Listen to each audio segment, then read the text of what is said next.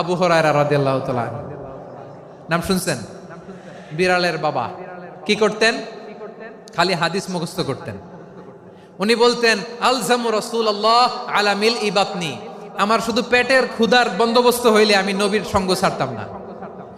আমার আনসার সাহাবারা ক্ষেত খামারের কাজ করত, আমার মুহাজির সাহাবারা ব্যবসা করত, আর আমি নবীর সাথে সাথে থাকতাম। শুধু সকাল বিকাল দুই বেলা যদি আমার খাবারের বন্দোবস্ত হয়, আমি আর নবীর লক ছাড়ি না। সুবহানাল্লাহ কইবেন না?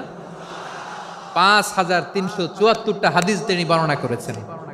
সবচেয়ে বেশি হাদিস বর্ণনাকারী সাহাবী। হাদিস প্রিজার্ভেশনের কাজে বিশ্বনবী ওনাকে কাজে লাগিয়েছেন। উনি একদিন বলেন, ইয়া রাসূলুল্লাহ আসমাউ মিনকা কাসীরান ফালা আহফাজু, নবী অনেক কথা শুনি আমার মনে থাকে না। বিষ্ণু বললেন তাই?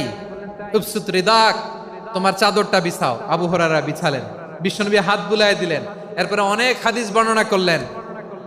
আবু হুরায়রা বলে, তারপর থেকে বিশ্বনবী যাই বর্ণনা করে আমি শুনি আর একটাও বলি না। এখন সুবহানাল্লাহ। বিশ্বনবী ওনাকে হাদিস প্রিজার্ভেশন, নবীর এই যে লক্ষ্য হাদিস প্রিজার্ভেশনের এই দায়িত্ব দিয়েছেন সাইয়েদনা আবু হুরায়রা রাদিয়াল্লাহু তাআলা আনহুকে। প্রিয় ভাইরা, তাহলে 10 জন সাহাবীর কথা যে বললাম, আপনারা কি খেয়াল করেছেন কত বড় ট্যালেন্ট হান্টার, চৌকস ট্যালেন্ট হান্টার ছিল আমার নবী।